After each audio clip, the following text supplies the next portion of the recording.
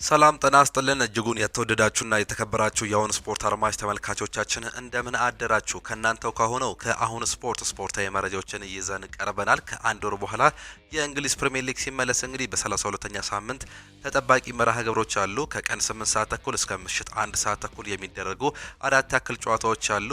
የሊጉ መሪ አርሰናል ቀን 8 ሰዓት ተኩል ላይ በፍላይ ኤምሬትስ በርነማውዝን የሚያስተናግድበት ጨዋታ አለ። እንዲሁም ሊቨርፑል ከፉላም የዛሬ ተጠባቂ መርሃ ግብሮች ናቸው። ሌሎቹንም ጨዋታዎች በስፋት የምንመለከት ይሆናል። በስፔን ላ ሊጋ፣ በጣሊያን ሴሪ ኤ እንዲሁም በሌሎች ሊጎች ያሉ ጨዋታዎችን እንመለከታለን። ከዚህም በተጨማሪ ደግሞ የክለብ መረጃዎችን በስፋት የምንመለከት ነው የሚሆነው። በማንቸስተር ዩናይትድ ቤት ምን አዳዲስ መረጃዎች አሉ የሚለውን እንዲሁ እናጋራቸዋለን። አሰልጣኝ ሚኬል አርቴታ በአርሰናል ቤት ምን አስተያየት ሰጡ፣ እንዲሁም ደግሞ ከጉዳት የተመለሱ ተጫዋቾች፣ ጉዳት ላይ ያሉ ተጫዋቾችን እንዲሁ በስፋት የምንገልጽላቸው ይሆናል። ፔፕ ጋርዲዮላ፣ አሰልጣኝ አርነ ስሎት ያሉትን እንዲሁ እንገልጽላቸዋለን። የዝውውር መረጃዎችንም እንዲሁ ጨምረን ይዘናል። ከእናንተ የሚጠበቀው ሰብስክራይብ በማድረግ የቤተሰባችን አባል እንዲሆኑ እንጋብዛቸዋለን። ላይክ በማድረግ ደግሞ እንድታበረታቱን ነው የምንጠይቃቸው። ሁሌም አዳዲስና ትኩስ ስፖርታዊ መረጃዎችን ለማግኘት አሁን ስፖርት ምርጫቸው ይሁን ነው የምንለው። እኛ ቀጥታ ወደ ፕሮግራሞቻችን እንለፍ።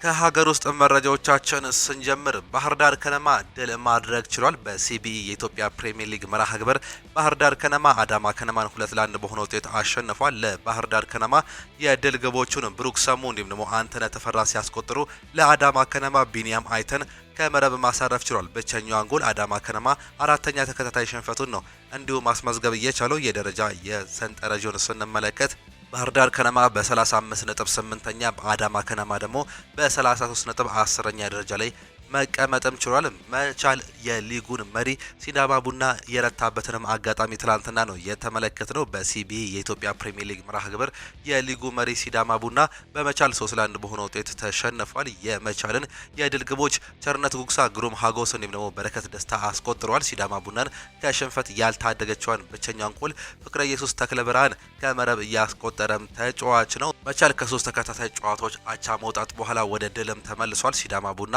በውድድር አመቱ አራተኛ ሽንፈቱን ነው ማስተናገድም የቻለው። የሊግ ደረጃቸውን ስንመለከት ሲዳማ ቡና በ48 ነጥብ አንደኛ፣ መቻል በ40 ነጥብ በ8 ነጥብ ዝቅ ብሎ አራተኛ ደረጃ ላይ የተቀመጠበትን አጋጣሚ በሲቢኢ እንዲሁ ፕሪሚየር ሊግ የተመለከትነውም ጉዳይ ነው። ሌላኛው ከነአን ማርክነ በኦማን ሊግ ሃትሪክ መስራቱ ነው የተገለጸው። በኦማን ሊግ እየተጫወተ የሚገኘው የዋሊያዎቹ የፊት መስመር ተሰላፊ ከነአን ማርክነ ለክለቡ 3 ግቦችን በማስቆጠር ሃትሪክ መስራትም ችሏል። ከነአን ቡድኑ አልሸባብ ትላንትና ሳይማልን 7-0 ባሸነፈበት ጨዋታ 3 ጎሎችን በማስቆጠር ሃትሪክ መስራትም ችሏል። ከነአን ማርክነ በኦማን ሊግ 17 ጎሎችን በማስቆጠር የሊጉ ኮከብ ጎል አግቢነትን በጣምራ እየመራም ይገኛል። ከነአን ማርክነ በኦማን ሊግ በውድድር አመቱ ሁለተኛ ሃትሪኩ ሆኖ እንዲሁ ተመዝግቦለታል። ከነአን በውድድር አመቱ በአጠቃላይ ለክለቡ ያስቆጠረውን የግብ መጠን 20 ጎሎች ላይ እንዲህ በማድረስ ከፍ ማድረግም ችሏል። አልሸባብ በሊጉ 44 ነጥቦችን በመሰብሰብ 3ኛ ደረጃ ላይ ሲቀመጥ ከሊጉ መሪ በ7 ነጥቦች እንዲሁ ዝቅ ማለቱን ነው የተመለከት ነው። ከነአን ማርክነ በኦማን ሊግ ድንቅ ጊዜውን እያሳለፈበት የሚገኝበት ይህ አመት ነው። የእንግሊዝ ፕሪሚየር ሊግ ከ3 ሳምንታት በኋላ ዳግም ይመለሳል። በእንግሊዝ ፕሪሚየር ሊግ 32ኛ ሳምንት መርሃ ግብር አራት ያክል ጨዋታዎች የሚደረጉ ይሆናሉ። በስፔን ላ ሊጋም እንዲሁ ቀጥለው የሚካሄዱ መርሃ ግብሮች አሉ። በጣሊያን ሴሪ ኤ፣ በጀርመን ቡንደስሊጋ እንዲሁም በፈረንሳይ ሊጓን የሚደረጉ ጨዋታዎችን በስፋት የምንመለከት ይሆናል። ዛሬ በእንግሊዝ ፕሪሚየር ሊግ በፍላይ ኤምሬትስ በለንደን ቀን 8 ሰዓት ተኩል ላይ አርሰናል በርነማውዝን የሚያስተናግድበት ተጠባቂ መርሃ ግብርም አለ። አርሰናል እንግዲህ ካለፉት የኤፍኤ ካፕ እንዲሁም ደግሞ የካራባኦ ካፕ ሽንፈት በኋላ በአውሮፓ ቻምፒየንስ ሊግ ጣፋጭ ድል አስመዝግበው ነው ከፖርቹጋል የተመለሱት። ዛሬ በሜዳቸውና በደጋፊዎች ፊት በርነማውዝን የሚያስተናግዱም ይሆናሉ። አሰልጣኝ አንዶኒ ኢራኦላ እንግዲህ ያለፉትን ተከታታይ 11 ጨዋታ አልተሸነፉም። አብዛኞቹን በአቻ ውጤት ነው ማጠናቀቅ የቻሉት። በዚህም የተነሳ ምናልባትም ዛሬ ለአርሰናል ፈተና ይሆን አብረን የምንመለከት ነው የሚሆነው። አርሰናል በሜዳውና በደጋፊዎች ፊት እንደመጫወቱ መጠን ግን በፍላይ ኤምሬትስ የሚኖረው ድባብ ምናልባትም ማች አድቫንቴጅ እንግዲህ ሊኖራቸው እንደሚችል እየተገለጸ ይገኛል። አርሰናል ካለፉት 5 ጨዋታዎች 4ቱን በድል ያጠናቀቀ ሲሆን አንዱን እንዲሁ አቻ መውጣት ሲሉ ነበር ከሜዳቸው ውጪ ከወልቨርሃምፕተን ጋር ያደረጉትን ጨዋታ እናስታውሳለን። በርነማውዞችን ስንመለከት ተከታታይ 6 ጨዋታዎችን በአቻ ውጤት ነው ማጠናቀቅም የቻሉት። አላሸነፉም፣ አልተሸነፉም። እነዚህ ሁለቱ ክለቦች በታሪክ በተገናኙበት ጊዜ አርሰናል 14 ጊዜ ማሸነፍ ችሏል። በርነማውዝ 3 ጊዜ ብቻ ነው ማሸነፍ የቻለው። ሶስቱን ደግሞ በአቻ ውጤት ነው ማጠናቀቅ የቻሉት። የመጨረሻ 5 የእርስ በርስ ግንኙነታቸውን ስንመለከት በርነማውዝ ሁለቱን ያሸነፈ ሲሆን ሁለቱን አርሰናል አንዱን ደግሞ በአቻ ውጤት ማጠናቀቃቸው የቅርብ ጊዜ ትውስታችን ነው። ነገር ግን አርሰናሎች በቅርብ ዓመታት ባደረጓቸው የሜዳ ውስጥ ጨዋታዎች እንግዲህ ምንም አይነት ጨዋታ አልተሸነፉም። በዚህም የተነሳ የዛሬው ጨዋታ ምናልባትም ተጠባቂ ያደርገዋል። በዛሬው ጨዋታ ላይ የማይገኙ ተጫዋቾችን ስንመለከት እንግዲህ እንደ ጁሊያን ቲምበር ያሉ ተጫዋቾች የመድረስ እድላቸው ጠባብ ነው ተብሏል። ቡካዮ ሳካም እንዲሁ ኤቤሬቺ ኤዜ ወደ ልምምድ እንደመጣ እየተገለጸም ይገኛል። የሊያንድሮ ትሮዛርድ ጉዳይ አሳሳቢ ነው። ፔሮ ሂንካፔ፣ ሚኬል ሜሪኖ እንዲሁ ጉዳት ላይ ይገኛሉ። ማርቲን ኦዴጋርድም እንዲሁ ዲስኮንፈርት ውስጥ እንዳለ ነው ተገለጸ የሚገኘው። በበርነማውዝ በኩል ቶኒ አዳምስን ጀምሮ ጀስቲን ክላይቨርት፣ ሉዊስ ኩክ እንዲሁም ደግሞ ጁሊዮ ሶለር የመሳሰሉ ተጫዋቾች በጉዳት ምክንያት በዛሬው ጨዋታ ላይ አይገኙም። በአርሰናል በኩል በእንግሊዝ ፕሪሚየር ሊግ ቪክተር ዮኮሬሽ 11 ጎሎችን በማስመዝገብ እንግዲህ ጥሩ እንቅስቃሴ እያደረገ ይገኛል። ከኢንተርናሽናል ብሬክ በኋላ ደግሞ እጅግ ጥሩ እንቅስቃሴ እያደረገ ነው የሚገኘው። ለሀገሩ ስዊድን 4 ጎሎችን በማስቆጠር እንግዲህ ወደ ዓለም ዋንጫ ተሸክሟት ማለፉን እናስታውሳለን። በኤፍኤ ካፑ የሽንፈት ጨዋታ ላይ ተቀይሮ ገብቶ 1 ጎል እንዳስቆጠረም የምናስታውሰው ጉዳይ ነው። ይህም እንግዲህ ወደ ሪትሙ እንደመጣ በርካቶቹ ቪክተር ዮኮሬሽ ምናልባትም በስተመጨረሻ አርሰናልን ለወሳኝ ድል እንዲሁ ለወሳኝ ዋንጫዎች ያደርሳል ሲሉ በርካቶቹ ካሁኑ ግምታቸውን እያስቀመጡም ይገኛሉ። በዛሬው ጨዋታ ላይ ላይገኝ የሚችለው ሊያንድሮ ትሮዛርድ 5 ጎልና 5 አሲስት ያለው ሲሆን ቡካዮ ሳካ 6 ጎልና 3 አሲስት፣ ዴክላን ራይስ ደግሞ 4 ጎልና 5 አሲስት በማስመዝገብ የሚጠቀሱ የአርሰናል ተጫዋቾች ናቸው። በበርነማውዝ በኩል ጁኒየር ኩሩፒ 9 ጎሎችን ያስቆጠረ ሲሆን ታቫርኔር 5 ጎልና 4 አሲስት ያስመዘገበ ተጫዋች ነው። ኢቫን ኒልሰን 6 ጎል በማስቆጠር እንግዲህ የሚጠቀሱ የበርነማውዝ ተጫዋቾች መሆናቸውን ተመለከትን። ይህ የእንግሊዝ ፕሪሚየር ሊግ የመጀመሪያ ጨዋታ ቀን 8 ሰዓት ተኩል ላይ በፍላይ ኤሚሬትስ በአርሰናል ስቴዲየም በለንደን የምንመለከተው ነው የሚሆነው። ሌላኛው 11 ሰዓት ላይ የሚደረጉ ሁለት ጨዋታዎችን ስንመለከት በርንሌይ ብራይተን ኤንድ ሆቭ አልቢዮንን ያስተናግዳሉ። ብሬንትፎርድ ደግሞ ኤቨርተንን የሚያስተናግዱበት መርሃ ግብርም አለ። እነዚህ ጨዋታዎች እንግዲህ ቀን 11 ሰዓት ላይ የሚደረጉ ይሆናሉ። በርንሌይ በሜዳቸውና በደጋፊዎች ፊት ነው ብራይተን ኤንድ ሆቭ አልቢዮንን የሚያስተናግዱት። ይህ ጨዋታ ለበርንሌይ እጅግ በጣም ወሳኝ ያደርገዋል። የወራጅ ቀጠና ውስጥ የሚገኘው በርንሌይ ካሁኑ ለመውጣት እንግዲህ አሁንም እየታተረ ይገኛል። ምንም እንኳን የመውረድ እድሉ እጅግ በጣም እየሰፋም ቢሆንም ዛሬ በሜዳውና በደጋፊዎች ፊት በተርፍ ሞር የሚያደርገው ተጠባቂ መርሃ ግብርም አለ። ካለፉት 5 ጨዋታዎች እንግዲህ 2 ጨዋታ ብቻ ነው አቻ መውጣት የቻለው፣ በ3ቱ ሽንፈት ያስተናገደ ሲሆን በተቃራኒው ብራይተንን ስንመለከት ካለፉት 5 ጨዋታዎች 4ቱን በድል ተወጥቷል። በአርሰናል ብቻ ነው በሜዳው 1-0 በሆነ ውጤት የተሸነፈው ጨዋታ። በርካቶቻችን እንደምናስታውሰው ያ ጨዋታም እንግዲህ ጥሩ እንቅስቃሴ ያድርገው በአርሰናል መሸነፋቸውን የምናስታውሰው ጉዳይ ነው። በዛሬው ጨዋታ ላይ ከማይገኙ ተጫዋቾች መካከል በብራይተን በኩል ሉዊስ ደንክ፣ ቲዝማስ እንዲሁም ደግሞ አዳም ዌብስተር በጉዳት ምክንያት የማይገኙ ተጫዋቾች ናቸው። በበርንሌይ በኩል እንደ ሃኒባል መጀብሪ ያሉ ተጫዋቾች እንግዲህ በጉዳት ምክንያት የማይገኙ መሆናቸው ነው እየተገለጸም የሚገኘው። በዚህ ክለቦች እንግዲህ ዳኒ ሚሳ ዊልቤክ 12 ጎሎችን አስቆጥሯል። በዚህ ዓመት ለብራይተን ኤንድ ሆቭ አልቢዮን ዲያጎ ጎሜዝ 5 ጎልና 1 አሲስት ያስመዘገበ ሲሆን ያንኮባ ሚንቴ 2 ጎልና 4 አሲስት ያስመዘገበ ተጫዋች ነው። በበርንሌይ በኩል ጂያን ፍሊሚንግ 8 ጎሎችን አስቆጥሯል። ጃደን አንቶኒ 7 ጎልና 1 አሲስት በማስመዝገብ እንግዲህ የሚጠቀሱ ተጫዋቾች መሆናቸውንም ተመለከትን። ብሬንትፎርድ ከኤቨርተን ያለውን ጨዋታ ደግሞ ስንመለከት አሰልጣኝ ዴቪድ ሞይስ ከሜዳቸው ውጪ በጂቴክ ኮሚኒቲ ስቴዲየም የሚያደርጉት ተጠባቂ መርሃ ግብርም አለ። የነዚህ የሁለቱ እርስ በርስ እንዲሁ ፉክክር የሚጠበቅም ጨዋታ ነው። ምሽት 1 ሰዓት ተኩል ላይ አንድ መርሃ ግብር የመጨረሻው መርሃ ግብር የሚደረግ ነው የሚሆነው። በዚህም ሊቨርፑል ፉላምን የሚያስተናግድበት ከባዱ ፈተና በአንፊልድ እንመለከታለን። ሊቨርፑል ያለፉትን ጨዋታዎች በሽንፈት አጠናቋል። በተለይም ደግሞ ካለፉት 4 ጨዋታዎች 1 ጎል ያስቆጠሩ ሲሆን 11 ጎሎችን ተቆጥሮባቸዋል። ሊቨርፑሎች ይህ ከባድ ፈተና ምሽት 1 ሰዓት ተኩል ላይ በሜዳቸው የሚገጥማቸው ነው የሚሆነው። በአውሮፓ ቻምፒየንስ ሊጉ እንዲሁ እድለኛ ያስባላቸውን የ2-0 ሽንፈት በፓሪስ ሰን ዠርሜን እንዲሁ ቀምሰው መምጣታቸው እናስታውሳለን። በዛ ጨዋታ ላይ እስከ 6 የሚደርሱ ጎሎች ሊቆጠሩ ይችሉ ነበር። ሊቨርፑሎች እጅግ በጣም እንዲሁ እድለኛ እንደነበሩ አሰልጣኙም አምኖም ነበር። አሰልጣኝ አርነ ስሎት ዛሬ ደግሞ በሜዳቸውና በደጋፊዎች ፊት ከፉላም ጋር የሚያደርጉት ተጠባቂ መርሃ ግብርም አለ። ሊቨርፑል በእንግሊዝ ፕሪሚየር ሊጉ ያለፉትን ተከታታይ 3 ጨዋታዎች አላሸነፉም። በሁለቱ ሽንፈት በአንዱ ደግሞ አቻ መውጣትም ችሏል። በብራይተን ኤንድ በወልቨርሃምፕተን እየተሸነፉ ሲሆን ከቶተናም ጋር የነበራቸውን ጨዋታ በአቻ ውጤት ማጠናቀቃቸውን እናስታውሳለን።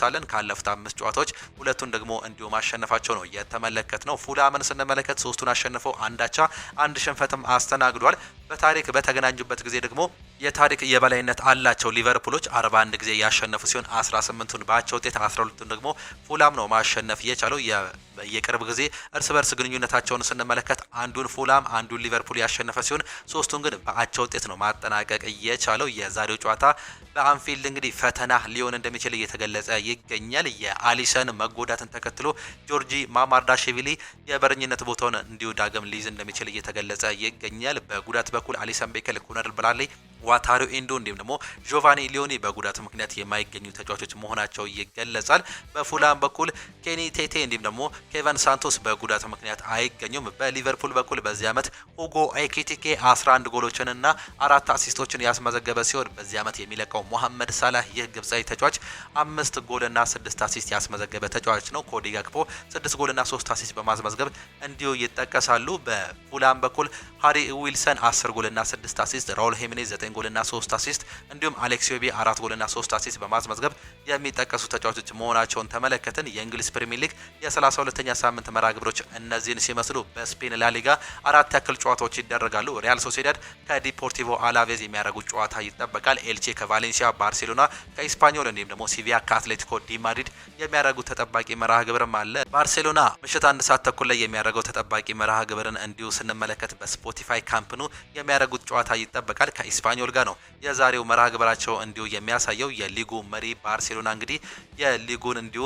በከፍተኛ የነጥብ ልዩነት ለመምራት የሚያደርጉት ጥረት የምንመለከት ይሆናል። ኢስፓኞሎች እንግዲህ 10ኛ ደረጃ ላይ ቢገኙም ተከታታይ 5 ጨዋታዎችን ግን ማሸነፍ አልቻሉም። በሁለቱ ሽንፈት በ3ቱ አቻ አስመዝግበዋል። ባርሴሎናዎች ደግሞ ተከታታይ ድሎችን ያስመዘገቡበትን ጨዋታ እናስታውሳለን። በዋንዳ ሜትሮፖሊታኖ ስቴዲየም ከሜዳቸው ውጪ የመጨረሻቸውን ጨዋታ 2-1 ማሸነፋቸው እንዲሁ የቅርብ ጊዜ ትውስታችን ነው። በዛሬው ጨዋታ ላይ ከሚጠበቁ ተጫዋቾች መካከል ላሚን ያማል፣ ዳኒ ኦልሞ፣ ፌራን ቶሬዝ፣ ራሽፎርድ የመሳሰሉ ተጫዋቾች በባርሴሎና በኩል የሚጠቀሱ ተጫዋቾች ናቸው። ላሚን ያማል በዚህ ዓመት 14 ጎልና 9 አሲስት በማስመዝገብ የባርሴሎና ድንቅ ተጫዋች መሆኑን እያስመሰከረም ይገኛል። የዛሬው የጨዋታ ልዩነት ፈጣሪም ተብሎ የሚጠበቅ ተጫዋች ነው። ራፊኒያ በጉዳት ምክንያት በሃምስትሪንግ ጉዳት ምክንያት በዛሬው ጨዋታ ላይ አይገኝም። ማርክ በርናል፣ ክሪስቲያንሰን በጉዳት ምክንያት የማይገኙ ተጫዋቾች መሆናቸውን ነው እየተመለከተን የምንገኘው። አትሌቲኮ ዲ ማድሪድም ከሲቪያ ጋር የሚያደርጉት ተጠባቂ መርሃ ግብርም አለ። ከሜዳቸው ውጪ ነው የሚያደርጉት። ያለፉትን 2 ተከታታይ ጨዋታዎች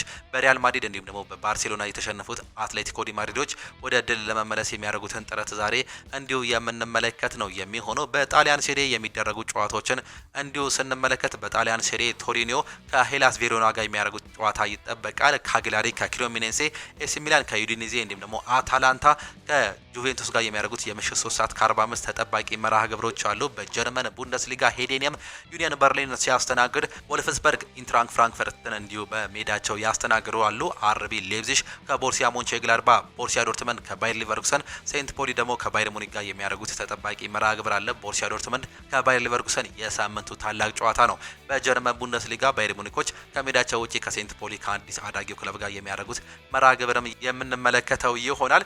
በፈረንሳይ ሊጓን 2 ጨዋታዎች ይደረጋሉ። አግዠር ናንተስን ሲያስተናግድ፣ ስቴድ ሬንስ ከአንገርስ ጋር የሚያደርጉት ተጠባቂ መርሃ ግብሮች አሉ። እነዚህን ጨዋታዎች እንድታዩ እየጋበዝን የጨዋታ ጥቆማዎቻችን ይህንን ይመስላሉ። ወደ ሌሎች ፕሮግራሞቻችን ደግሞ እንለፍ።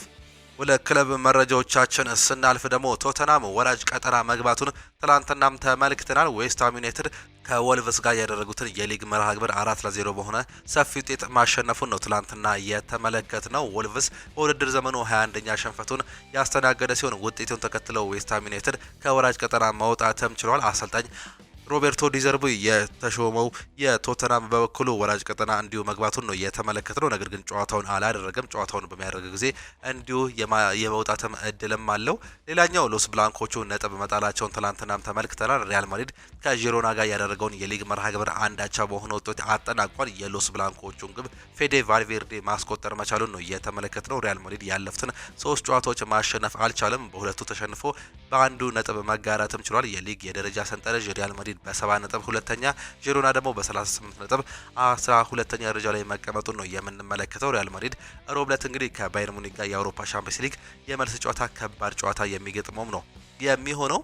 አርሰናል የማክሰኞው ምሽቱን ጣፋጭ ድል ዛሬ በኤምሬትስ እንደምንደግሙት እኔም እምነት አለኝ አርሰናል በርነማውዝን ያሸንፋል ሲል አለን ሺረርም ይናገራል። አለን ሺረር ለአርሰናል እንዲሁም ከበርነማውዝ ጨዋታ የሰጠውን ትንታኔ በጥቂት ዝርዝር እንዲህ በማድረግ እናቀርብላችሁ። አለን ሺረር አርሰናል ዛሬ በኤምሬትስ ስቴዲየም በርነማውዝ እንደሚያሸንፍ ሙሉ እምነት እንዳለው ገልጾ ጨዋታውን ለቡድኑ የዋንጫ ጉዞ እጅግ ወሳኝ መሆኑን ነው የሚገልጸው። ቡድኑ በሳምንቱ አጋማሽ በአውሮፓ ሻምፒየንስ ሊግ ስፖርቲንግ ሊዝበንን በማሸነፍ ያሳየውን የሜዳ ላይ ብቃት እንዲሁም የተመለከትንበትን የአሸናፊ ሞራል ዛሬም በመድገም ከዚህ ቀደም በኤፍኤ ካፕ እንዲሁም በካራባኦ ካፕ ያስተናግደውን አሳዛኝ ሽንፈት የሚያስረሳ ድል ማስመዝገብ እንዳለበትም ነው የሚያነሳው። ይህ ጨዋታ አርሰናል የደጋፊዎችን በራስ መተማመን ከፍ ለማድረግና በተቺዎቹ የሚሰነዝሩበትን ጫጫቶች ጸጥ ለማሰኘት የሚጠቀምበት ትልቅ እድል መሆኑን አለን ሺረር እንዲሁ ያነሳል። ቪክተር ዮኬሬሽ ከቶም ካንተን ሚዲያ ጋር ባደረገው ቃለ ምልልስ እንግዲህ እንደዚህ አይነት ሀሳቦችን አንስቶ ነበር። አንዳንድ ተጫዋቾች በሙያ ዘመኑ የተለያዩ ልምዶች እንዲሁም የተለያየ ስሜት አለው። አንዳንድ ጊዜ የተለየ አስተሳሰብ ይዞ መምጣት እንዲሁም ነገሮችን በተለየ መንገድ መመልከት ሁልጊዜ አስፈላጊ ነው ብዬ አስባለሁ ሲል ይናገራል። ነገር ግን በክለብ ውስጥ ያሉ እያንዳንዱ ሰው የያዘው ተመሳሳይ ዓላማ እንዲሁም ደግሞ አብሮ በመስራት ዋንጫ ማሸነፍ ነው። በቡድን ውስጥ ዋንጫዎችን ማሸነፍ ብዙ ተጫዋቾችን አሉ። እናም በዚህ ውድድር ዘመን እንደገና ማድረግ እንደምንፈልገው ይህንን ነው ሲልም ነው የሚገልጸው። ቪክተር ዮኬሬሽ ከሚኬል አርቴታ ጋር አብረው ስለመስራት በተመለከተ ሲጠየቅም በጣም አስደሳች ነበር ሲልም ነው የመለሰው። ብዙ አዳዲስ ነገሮችም አሉ። እናም እዚህ በየቀኑ ትማራላችሁ እንዲሁም ከዚህ አንጻር በጣም ጥሩ ነው። በየቀኑ እንደ ግለሰብ እንዲሁም ደግሞ እንደ ቡድን ሊያደግም ይሞክራል። እናም እኔ በስልጣኔ እንዲሁም ደግሞ በጨዋታው ውስጥ የራሴ ምርጥ ብቃት ለማሳየት እንዲሁም እንደ ተጫዋቾች እድገት ለማሳየት እየሞከርኩ ነው ሲልም ሀሳቡንም ይሰጣል። የአርሰናል ተጫዋቾች ጉዳት ሁኔታን ደግሞ ስንመለከት እንግዲህ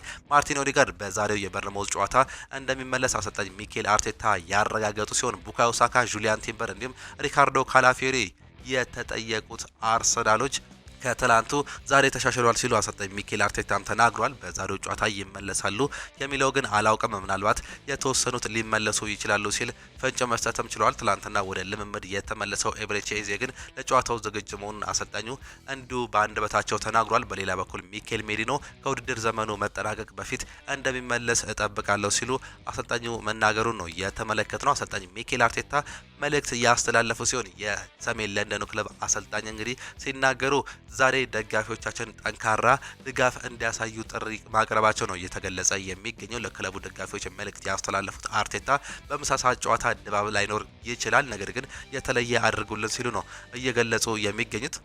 ከጨዋታው በፊት በቦታው ተገኙ ሲሉ ጥሪ ያቀረቡት አሰልጣኝ ሚኬል አርቴታ በጨዋታው ወቅት እንዲሁም በኋላ ታይቶ የማይታወቅ ድባብ ፈጠሩ በማለትም ተናግሯል። የክለቡን አርማ ያዙ፣ ሁላችሁንም በጋራ ሆነን የምንረታበትን እንዲሁም ወደ ድል የምንገፋበትን ሁኔታ ፈጠሩ ሲሉ ነው አሰልጣኙ እየተናገሩም የሚገኙት። ሌላኛው አርሰናል በዚህ ክረምት የአስቶን ቪላውን ሞርጋን ሮጀርስን ለማዛወር እያሰበ መሆኑ እየተገለጸም ይገኛል። ውሉ እስከ 31 ድረስ የሚቆይ ቢሆንም እንግዲህ በኡናይ ኤምሬ ዘመን ያሳየው አስደናቂ ብቃት የአርሰናል ፍላጎትን ስቧል። ነገር ግን ስምምነት ለማድረግ አስቸጋሪ እንደሚሆን ነው ስካይ ስፖርት እያስነበበም የሚገኘው። አሰልጣኝ አርቴታ ሚኬል ሜሪኖ የውድድር ዘመኑ ከማለቁ በፊት እንደሚመለስ እንደገለጽንላችሁ እንዲሁ እናስታውሳለን። ሌላኛው ሚኬል አርቴታ ስለ አንዶኒ ኢራኦላ ይናገራሉ። ከክለቡ ጋር በመተባበር ያደረገውን ነገር አስገራሚ ነው። ያሳዩት ቀጣይነት፣ ያንን ማሳካት የቻሉበት መንገድ፣ የሰጡት የተጫዋቾች ብቃት እንዲሁም ራሳቸውን እንዴት እንደሚያጠናክሩ ይደነቃል። አሁን ላይ ተጫዋቾች አስገራሚ ናቸው። ምክንያቱም የእንግሊዝ ፕሪሚየር ሊግ ምን ያህል ከባድ እንደሆነ እናውቃለን። ግን አሁንም እነሱ ተፎካካሪ ናቸው። በርካታ ተጫዋቾችን መልቀቅ ችሏል። ይህ እጅግ በጣም አስገራሚ ነገር ነው ሲሉ ነው አሰልጣኙ የሚናገሩት። ቢቀጥሉም እንግዲህ አርቴታ ይቀጥሉናም እዚህ ሙሉ በሙሉ ቁርጠኛ ነኝ፣ በጣም ደስተኛ ነኝ፣ ጥሩ ስሜትም ይሰማኛል፣ ቤተሰቤ ደህና ነው፣ አሁንም በዚህ ክለብ ውስጥ ማሳካት የሚፈልጋቸው ብዙ ምኞቶች ነገሮችም አሉኝ፣ በአሁኑ ሰዓት ላይ እሱ ላይ አተኩራለሁ ሲሉም ነው የሚናገሩት። ስለ ጋብሪኤል ማርቲኔሊ ሲጠይቁ ጋቢ የማሸነፍ አስተሳሰብ ያለው ተጫዋች ሲሆን ሁልጊዜም ምርጡን መሆንም ይጥራል ሲልም ይናገራሉ። ስለ አካዳሚ ተጫዋቾችም ተጠይቀው ነበር። እነሱ የኛ ወሳኝ አካል ናቸው። እናም በመጨረሻም ይህንን ክለብ የሚለየው ምርጡን መፈለግ ነው። በአካዳሚ ተመራቂዎችም ይሁን ከውጭ የሚመጡ ተጫዋቾች ምርጥ መሆን አለባቸው። ይህም እንደ ጥንካሬ ጥሩ ነገር ያመጣልናል ሲሉም ነው እየገለጹ የሚገኙት። የዛሬው ጨዋታ እጅግ በጣም ተጠባቂ ጨዋታ መሆኑን እናስታውሳለን። በማንቸስተር ዩናይትድ መረጃዎቻችን ደግሞ ማይክል ካሪክ በአሁኑ ወቅት ያን ያክል ስኬታማ ላይሆን ይችላል ሲሉ ይናገራሉ። ነገር ግን እሱ የቋሚነት ስራውን ሊያገኝ የሚችልበት እድል አለ ሲሉ ነው ፖል ስኮልስ እየተናገረ የሚገኘው። አሁን ላይ እያሳየ ያለው ነገር አንጻር ግን እሱ በቋሚነት ለመቀጠር የሚያስችለው አቅም አለው ብዬም አስባለሁ። ነገር ግን እስካሁን ድረስ ስኬታማ ነው ብዬም አላስብም። ፖል ስኮልስ ይህንን ሀሳብም ነው መስጠትም የቻለው። ፋብሪዚዮ ሮማኖም ይናገራል። ከማንቸስተር ዩናይትድ ጋር ስሙ ሲያያዝ የነበረው ኒኮ ሽሎተርቤክ በቦሩሲያ ዶርትመንድ እስከ ሰኔ 2031 ድረስ የሚያቆየውን አዲስ ኮንትራት ለመፈራረም መስማማቱ ነው እየተገለጸ የሚገኘው። ይህ ተጫዋች እንግዲህ በሪያል ማድሪድ፣ በሊቨርፑል እንዲሁም በሌሎች በርካታ ክለቦች ሲፈለግም ነበር። ነገር ግን በአሁኑ ሰዓት ላይ ፋብሪዚዮ ሮማኖ ይዞት እንደወጣው መረጃ ከሆነ እዛው ጀርመን በመቆየት እንግዲህ በቦሩሲያ ዶርትመንድ እንዲሁ አዲስ ኮንትራት ሊፈራረም ከጫፍ መድረሱን እንዲሁ ታዋቂው ጋዜጠኛ እየገለጸም ይገኛል። እንደ ስካይ ስፖርት ዘገባ ከሆነ ማንቸስተር ዩናይትድ የግራ ክንፍ መስመሩን ለማጠናከር የያዛቸው አማራጮች እነዚህን ይመስላሉ። የኤቨርተኑን ኢኒማን ሊንጄይን እንዲሁም ደግሞ አርቢ ሌፕዚግ የሚገኘው ያን ዲያማንዴና በአስቶን ቪላ ምርጥ ጊዜውን የሚያሳልፈው ሞርጋን ሮጀርስ፣ እነዚህ ሶስት ተጫዋቾች እንግዲህ በአማካይ እንግዲህ ምናልባትም ከሶስቱ አንዱ ሊመጡ እንደሚችሉ ነው መረጃዎች እያሳዩ የሚገኙት። ኢኒማን ሊንጄይ ይህ አፍሪካዊ ተጫዋች በእንግሊዝ ፕሪሚየር ሊግ ድንቅ አቋሙን ያሳየ እንዲሁም ደግሞ ተፈትኖ ያለፈ ተጫዋች ነው። ያን ዲያማንዴ ደግሞ ገና ወጣት መሆኑን ተከትሎ በማንቸስተር ዩናይትድ ራዳር ውስጥም ይገኛል። ሊቨርፑል ሌላኛው ተፎካካሪ ነው። ሞርጋን ሮጀርስ በአርሰናል፣ በማንቸስተር ዩናይትድ እንዲሁም በሌሎች የእንግሊዝ ፕሪሚየር ሊግ ክለቦች የሚፈለግ ሌላኛው ምርጥ እንግሊዛዊ ተጫዋች ነው። አሌሃንድሮ ጋርናቾ ማንቸስተር ዩናይትድን መልቀቁን ምናልባትም የክፋት ስሜት አሳድሮበት እንደሆነ ተጠይቆ ሀሳቡን ሰጥቶ ነበር። አዎ ምናልባት አዎ ሊሆን ይችላል ሲልም ይናገራል። ምክንያቱም ያንን ክለብ እወደውም ነበር ታውቁታላችሁ ሲል ይናገራል። ገና ከጀምሮ ከስፔን አምጥተውን ለአካዳሚው ከዚያም ወደ ዋናው ቡድን እንድደርስ በራስ መተማመን ሰጥተውኛል። ስለዚህ 4 ወይም ደግሞ 5 ዓመታት ነበሩ። ከሁሉም ሰው ከደጋፊዎች፣ ከስቴዲየም፣ ከሁሉም ነገር የተገኘው ፍቅር የሚገርም ነው፣ እጅግ በጣም ልዩ ነው ሲልም ይገልጻል። ነገር ግን አንዳንድ ጊዜ ለህይወት መልካምነት ወይም ደግሞ ለቀጣይ እርምጃ ስትል ለውጥ ማድረግ ይኖርብሃል ሲልም ነው የሚናገረው። ስለ ማንቸስተር ዩናይትድ ያሉኝ ትውስታዎች በሙሉ ጥሩ የሚባሉ ናቸው ሲል ሀሳቡን የገለጸ ሲሆን ሁሌም ስለ ማንቸስተር ዩናይትድ ጥሩ ነገር ነው የምናገረው፣ ነገር ግን በመልቀቄ አይቆጨኝም ሲል ሀሳብ መናገሩን ነው እየሰማ ነው። አሰልጣኝ ሊያም ሮዚኒየር ይናገራሉ። ማንቸስተር ሲቲን ማሸነፍ እንችላለን ሲሉ ነው የቼልሲው አሰልጣኝ የሚናገሩት። ምን አሉ የሚለውን ስንመለከት ለፔፕ ጋርዲዮላ ትልቅ ክብር አለኝ፣ እሱ ሁሉንም ሰው አነሳስቷል፣ እሱ የማይታመን አሰልጣኝ ነው ሲሉ የተናገሩ ሲሆን ነገር ግን ቡድኔ እሁድ በማንቸስተር ሲቲ ጨዋታ ምን ማድረግ እንደሚችል እንዲያሳይ እፈልጋለሁ ሲሉም ይናገራሉ። ሁሉም ጨዋታዎች በጣም አስቸጋሪ ናቸው፣ እሁድ ከባድ ፈተና እንደሚሆን እናውቃለን፣ ነገር ግን በጉጉት እንጠብቃለን ሲሉም ነው የተናገሩት። ማንቸስተር ሲቲን ማሸነፍ እንችላለን፣ ከሲቲ ጋር ያለን ሪከርድ ያለፈው ሪከርድ ጥቅም የለውም፣ አስቸጋሪ በሆነው ጨዋታ ላይ ማተኮረም አለብን ሲሉ እንዲሁ መናገራቸውንም ሰማን። ሊያም ሮዚኒየር ስለ ቡድን ዜና ሲናገሩ አዎንታዊ ነገር ስቲቮ ከፖርትቬሌ ጋር 90 ደቂቃ መጫወቱ ነው። ትሬቨር ቻሎባ በጣም እየሰራ ነው፣ ወደ ሜዳም ተመልሷል። ሌቪ ኮልዊል ግን አሁንም ሊያልፋቸው የሚገቡ ጥሩ ነገሮችም አሉ ሲል ይናገራል። ሪስ ጀምስ ዛሬ ጥሩ እየሰራም ይገኝም ነበር፣ ነገር ግን ለማንቸስተር ሲቲ ጨዋታ ይኖራል ብዬ አላስብም ሲሉ መናገራቸውንም ሰምተናል። አሰልጣኝ ሊያም ሮዚኒየር ስለ ማንቸስተር ሲቲ ማሸነፍን እንደሚችሉ ተጠይቀው ሀሳባቸውን ሲሰጡ እርግጠኛ ነን፣ እንችላለን፣ እኛም በጣም ጥሩ ቡድንም አለን፣ ከባድ ጊዜ አሳልፈናል፣ ጨዋታዎቻችንን በጥልቀት ስናየው ሁሉንም ቡድኖች ላይ ችግር መፍታት እንደምንችልም አሳይተናል፣ ግን የሚገባው ውጤት አላገኘንም ነበር፣ አሁን ግን ማሳካት እንችላለን ሲሉም ይገልጻሉ። ስለ ሞይሰስ ካይሴዶም ሲናገሩ ሞይሰስ ካይሴዶ በዓለም ላይ ካሉ ምርጥ ከተከላካይ አማካይ ተጫዋቾች አንዱ ነው። ምናልባትም ምርጡ እሱ ሊሆን ይችላል። እሁድ ለእኛ በጣም አስፈላጊው ተጫዋች ይሆናል ሲሉም ነው የሚናገሩት። ቼልሲ ሮዚኒየር በአመቱ መጀመሪያ ከስትራስቡርግ ሲመጣ ለማሬስካ 2024 ከሌስተር ሲቲ ጊዜ በተነጻጸረ የበለጠ አሰልጣኝ ልምድ አለው ብለው እንደሚያዩ ነው ዘ አትሌቲክስም እየገለጸ የሚገኘው። ኤንዞ ፈርናንዴዝ ይቅርታ መጠየቁም እየተገለጸ ይገኛል። አርጀንቲናዊ አማካይ ኤንዞ ፈርናንዴዝ በቅርቡ ለሰጠው አስተያየት ይቅርታ መጠየቁን ኤንዞ ፈርናንዴዝ እንዲሁ መናገሩን አሰልጣኙ መናገራቸውን ነው የሰማነው። ነገር ግን በማንቸስተር ሲቲ ጨዋታ አይኖርም ሲሉም ገልጿል። አንዲ ሮበርትሰን ወዴት ክለብ ሊያመራ ይችላል የሚለውን ደግሞ እንመልከት። አንዲ ሮበርትሰን በውድድር ዘመኑ መጨረሻ ከሊቨርፑል እንደሚለያይ ይፋ መደረጉ አይዘነጋም። አሁን ላይ ቶተናም ተጫዋቹን ለማስፈረም የሚደረገውን ፉክክር እየመራ መሆኑ ነው የተገለጸው። ይህ የሚሆነው ግን ቶተናም ወደ ታችኛው ሊግ የማይወርድ ከሆነ ብቻ መሆኑን ዘ አትሌቲክስ አስነብቧል። አንዲ ሮበርትሰን በሊቨርፑል ያለውን ውል ማብቃቱን ተከትሎ ቶተናም በነጻ ዝውውር የሚቀላቀል መሆኑ የተገለጸ ሲሆን ነገር ግን ቶተናም በፕሪሚየር ሊግ መቆየት እንዳለበትም ይገለጻል። አሰልጣኝ አርነ ስሎት ስለ አሌክሳንደር አይዛክ ይናገራሉ። አሌክሳንደር አይዛክ ድጋሚ ለኛ መገኘቱ በእርግጥም በጣም ወሳኝ ነው። የጎል እድሎችን ወደ ግብ ለመቀየር ተቸግረንም ነበር። እሱ ደግሞ በህይወት ሙሉ ጎል አግቢ ሆኖ የቆየ ተጫዋች ነው። እሱ መልሶ ማግኘት በጣም ደስ የሚል ነገር ነው። ባለፉት ጨዋታዎች የተጫወተው ለ15 ደቂቃ ብቻ ቢሆንም መመለሱ መልካም ነው። በተቻለ ፍጥነት ወደ ቀድሞ ብቃቱ ይመለሳል ብለን ተስፋ እናደርጋለን ሲሉም ይገልጻሉ። ባለፈው ጊዜ ከጉዳት ሲመለስ ወደ ብቃቱ ለመመለስ የተወሰነ ጊዜ ወስዶበታል። ይህ የተለመደ ነው። ነገር ግን በዚህኛው ጥሩ ማገገሚያ ጊዜ በኋላ ወደ ምንፈልገው የብቃት ደረጃ በፍጥነት እንመለሳለን ብለን ተስፋ እናደርጋለን ሲሉም ይናገራሉ። አሰልጣኝ አርነ ስሎት ስለ ጫናም ሲጠይቁ ከመላው የውድድር ዘመን ጋር ሲነጻጸር አሁን ያለው ተጫዋቾች ብዛት የተሻለ ነው ሊባልም ይችላል። ነገር ግን ዝርዝሬን ስትመለከት 3 ተከላካዮች በጉዳት ላይ መሆናቸውን አያለው። እነሱም ኮነር ብራድሌ፣ ጆቫኒ ሊዮኒ እንደነበሩ ናቸው። ግን በዛሬው በሚደረገው ጨዋታ ስለ ጆ ጎሜዝ እንዲሁም ጀርሚ ፍሬምፖንግ ሁኔታ እያሳሰበኝ ነው ሲሉም ነው የሚናገሩት። ከፒኤስጂ ጋር በነበረው ጨዋታ በውድድር ዘመኑ የነበረው ምርጥ ተቀያሪ ወንበር ነበረን። ነገር ግን አንዳንድ ጊዜ ነገሮች ሊሆኑ ከሚችሉት በላይ መልካምነት አይታዩም። ያ ጨዋታ ከባድም ነበር ሲሉም ነው የገለጹት። ሲቀጥሉም እንግዲህ ሁሉም ተጫዋቾቻችን በጥቂት ቀናት ልዩነት ውስጥ ሌላ ከፍተኛ ጉልበት የሚጠይቅ ወይም ደግሞ ኢንቴንስ ጨዋታ ለማድረግ ብቃት ላይ ላይሆኑ ይችላሉ። ስለዚህ የቋሚ ተሰላፊው ስብስብ ምን ይዞ እንደሚመጣ እናያለን ሲሉ ነው እየተገናገሩም የሚገኙት። አሰልጣኝ አርነ ስሎት እንግዲህ የተለያዩ ሀሳባቸውንም ሰጥተውም ነበር። ፔፕ ጋርዲዮላ እያንዳንዱን ጨዋታ ማሸነፍ አለብን ሲሉ ተናግሯል። የማንቸስተር ሲቲ ዋና አሰልጣኝ ፔፕ ጋርዲዮላ ከቼልሲ ጨዋታ በፊት አስተያየታቸውን እየሰጡ ሲሆን አሰልጣኙ ምን አሉ የሚለውን ስንመለከት በዚህ ዓመት የወሰንኩት ምርጡ ውሳኔ አምበልነቱን ለበርናንዶ ሲልቫ መስጠቴ ነው ሲሉም ነው የሚናገሩት። ሲልቫ እስካሁን ምንም ነገር አልነገረኝም፣ ምንም ነገር ሊወስን ቀድሞ ነበር ለመናገር የሚያስበው ተናገር ያለው ሲሉም ነው የተናገሩት። በቀጣይ የምናደርገውን እያንዳንዱን ጨዋታ ማሸነፍ አለብን። አሰልጣኝ ሲናገሩም ሩበን ዲያስ ዝግጁ አይደለም፣ ነገር ግን ወደ ሜዳ ለመመለስ ተቃርቧል ሲሉም ገልጿል። ግቫርዲዮል በጥሩ መሻሻል ላይ ነው፣ ነገር ግን ወደ ሜዳ ለመመለስ እሱም ገና ይቀረዋል ሲሉ መናገራቸውንም ነው የሰማ ነው። ስለ ጆን ስቶንስ ሲናገሩም እንግዲህ ዛሬ ምናልባት ልምምድ ሊያደርግ ይችላል፣ አብረን እናያለን ሲሉ ትላንትና የተናገሩ ሲሆን ምናልባትም አንዳንድ ለውጦችን ሊኖሩ እንደሚችሉ ነው እየገለጹ የሚገኙት።